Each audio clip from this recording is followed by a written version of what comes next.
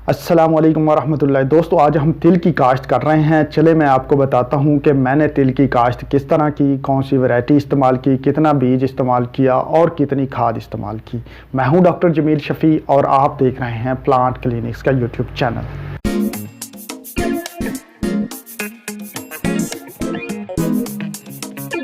दोस्तों, तिल पंजाब में सदियों से बोई जाने वाली कम दौरानिये की एक अहम फसल है। इसके बीजों में 50% से ज़्यादा आला खसूसियात का हामल खुर्दनी तेल और तकरीबन 22% से ज़्यादा अच्छी किस्म की प्रोटीन मौजूद होती है। इसके तेल की खसूसियात बहुत हद तक जैतून से मिलती हैं, इसलिए ये इंसानों और मवेशियों के लिए बेहतरीन ग़िज़ा समझा जाता है। इसकी खल, दूध और गोश्त देने वाले जानवरों और अंडे देने वाली मुर्गियों के लिए बेहतरीन खुराक समझी जाती है। अलावा अज़ीम, तिलों का तेल अद्वियात साजी में इस्तेमाल होता है। तिलों का तेल आला किस्म के साबुन, अतरियात, कार्बन पेपर, टाइपराइटर्स के रिबन्स बनाने में इस्तेमाल हो रहा है। इसको 5 से 10% तक दूसरे खुर्दनी तेलों में मिक्स करके उनकी क्वालिटी को बेहतर बनाया जाता है। मज़ीद तिलों का इस्तेमाल फास्ट फूड और बेकरी की मसनूआत में हो रहा है। इन्हीं खसूसियात की वजह से तिलों की मुल्की और बैनुल-अक़वामी मंडियों में मांग में मुसलसल इजाफा हो रहा है। इसके अलावा तिलों की काश्त का खर्चा भी कम आता है। रकबा और वक़्त के लिहाज से अगर हिसाब लगाया जाए तो इनकी आमदनी दूसरी फसलों की निस्बत काफ़ी अच्छी समझी जाती है और अब ये एक नकद आवर फसल का दर्जा इख्तियार कर चुकी है। पंजाब में पिछले कई सालों से तिलों की काश्त में मुसलसल इजाफा नोट किया जा रहा है। तो दोस्तों, इन्हीं खसूसियात को मद्देनज़र रखते हुए मैंने भी इस साल गंदम के बाद तिलों की काश्त का फ़ैसला किया। दोस्तों, गंदम की कटाई के बाद 27 अप्रैल को हमने अपने फसल को पानी लगा के रौनी कर दिया। तकरीबन 3 दिन बाद हमारा खेत जो है वत्तर में आ गया और 30 अप्रैल को हमने काश्त का अमल शुरू किया। सबसे पहले हमने एक दफ़ा इसमें हल चलाया। हल चलाने के बाद एक बोरी DAP का छट्टा कर दिया। छट्टा करने के बाद उसमें एक सुहागा दिया। सुहागे के बाद दोबारा एक दफ़ा हल चलाया। हल चलाने के बाद हमने 1 किलो बीज तिलों का उसमें छट्टा कर दिया। चूँकि तिलों का बीज हमने सिर्फ 1 किलो इस्तेमाल किया, लिहाजा तिलों का जो छट्टा है वो आमतौर पर दोहरा दिया जाता है ताकि कहीं कोई पे गैप ना रह जाए। तो दोहरा छट्टा देने के लिए ज़रूरी था कि हम तिलों के बीज की मिकदार को बढ़ाएं। 1 किलो तिलों के बीज को हमने 10 किलो रेत में मिक्स किया और उसको 2 बराबर हिस्सों में तकसीम कर लिया। जब 2 बराबर हिस्सों में हमने रेत और तिल के मिक्सचर को तकसीम कर लिया तो 5 किलो तकरीबन जो तिल और रेत का मिक्सचर था उसका शुमालन जनूबन छट्टा दिया और 5 किलो का जो है वो मशरक़ से मगरब चलते हुए छट्टा दिया। इस तरह से यूनिफॉर्म जो है वो तिल के बीज का छट्टा दे दिया गया। हमने यहाँ पे बीज सिर्फ 1 किलो इस्तेमाल किया चूँकि हम जो वैरायटी इस्तेमाल कर रहे हैं वो मल्टी स्टिक है, यानी कि शाखदार है, यानी कि वो एक बीज से कई शाखें निकलेंगी।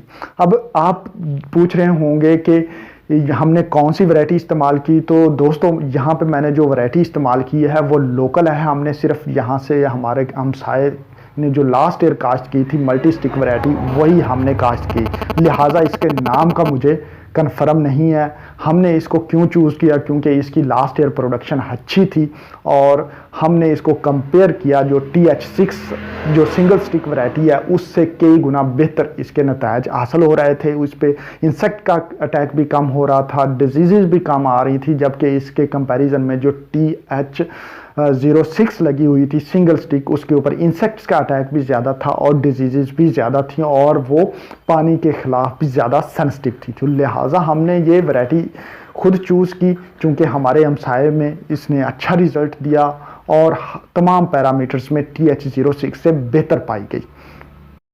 तो दोस्तों, बीज का छट्टा मुकम्मल होने के बाद हमने खेत को लास्ट दफ़ा सुहागा दे दिया। सुहागा देने के बाद हमने खेत को 4 बराबर हिस्सों में वट्टों की मदद से तकसीम कर दिया। दोस्तों, याद रखिए हमारा ये खेत लेज़र लेवल हुआ है। इसके बावजूद हमने इस खेत को 4 हिस्सों में क्यों तकसीम किया, इसकी वजह यह है कि तिल की फसल को बहुत कम पानी की ज़रूरत होती है और अगर इसको पानी ज़्यादा लग जाए या इसमें पानी खड़ा हो जाए तो फसल को नुकसान पहुँच सकता है।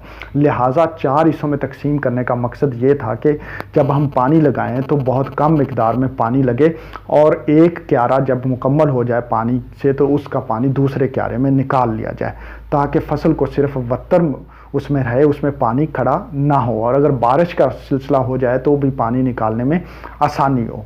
तो दोस्तों अगर इसमें पानी खड़ा हो जाए तो बहुत सारे पौधे मर जाते हैं। इसमें एक बहुत ही ख़तरनाक बीमारी का हमला होता है जिसको चारकोल रॉट की बीमारी कहते हैं, जिसकी वजह ज़्यादातर अगर पानी ज़्यादा लग जाए तो ये बीमारी बहुत ज़्यादा फैलती है। तो दोस्तों जब भी आप जो है तिल की काश्त करें तो हमेशा इसको छोटे छोटे क्यारों में तकसीम कर लें। इससे आपकी फसल पानी की वजह से होने वाले नुकसान से महफूज रहेगी। दोस्तों मैं आइंदा भी आपको इस तिल के फसल के मुतल्लिक अपडेट देता रहूँगा। अब आप पूछ रहे होंगे कि मैंने इसमें पोटाश का इस्तेमाल क्यों नहीं किया। तो दोस्तों मेरा जो प्लान है, मैं पोटाश इसको फ्लावरिंग स्टेज पे इस्तेमाल करूँगा। नीचे जो है पोटाश हमने गंदम में इस्तेमाल की थी काफ़ी मकदार में, तो उसकी अभी कुछ ना कुछ बाकियात मौजूद होंगी जो कि फसल की इब्तदाई स्टेज पे उसकी ज़रूरियात को पूरा करेंगी। और जब फसल गोब की स्टेज पे आएगी तो मैं इसको एक पोटाश की डोज़ ज़रूर दूंगा। इसके अलावा इसमें जिंक का स्प्रे किया जाएगा और ख़ास तौर पर इसको इंसेक्ट्स और डिजीज़ के ख़िलाफ़ जो है नज़र रखी जाएगी। जैसे ही ख़ास तौर पर इसके इब्तदाई स्टेजेस पे जो है सकिंग इंसेक्ट्स का अटैक होता है, समटाइम चोइंग का भी होता है, तो दोनों का स्प्रे किया जाएगा फसल की पेस्ट कॉटिंग करने के बाद। तो दोस्तों फूल और फल के गिराव को रोकने के लिए भी मैंने ख़ास किस्म का एक प्लान कर रखा है। इसके अलावा अगर फसल कद की तरफ जाती है तो भी उसके लिए मेरा एक प्लान है कि अगर फूल गिरने के चांसेस मुझे नज़र आ रहे हैं तो मैं इसके लिए ग्रोथ हार्मोन्स का इस्तेमाल करूंगा, जिनमें मेरा जो इस दफ़ा प्लान किया हुआ है वो बायर की प्लानोफिक्स है। वो स्प्रे की जाएगी ताकि ये फसल अर्ली स्टेज से फ्लावरिंग की तरफ रागब हो। लेकिन आप लोगों ने ये ज़हन में रखना है कि प्लानोफिक्स का इस्तेमाल हमेशा दानिशमंदाना तरीके से किया जाता है। अगर गलत इस्तेमाल हो जाए तो फसल को नुकसान भी हो सकता है।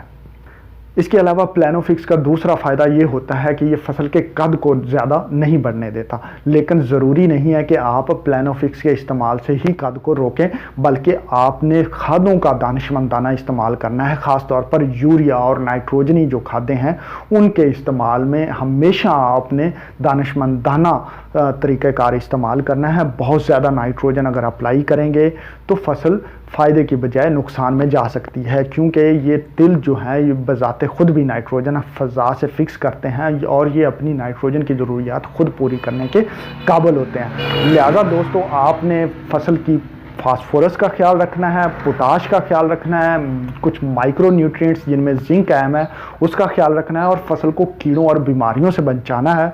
ये आपको अच्छी फसल और अच्छी पैदावार दे जाएगी। दोस्तों आइंदा भी मैं आपको इस फसल पे अपडेट देता रहूँगा, मेरे साथ रहिएगा। मिलते हैं अगली वीडियो में, तब तक अल्लाह हाफिज़।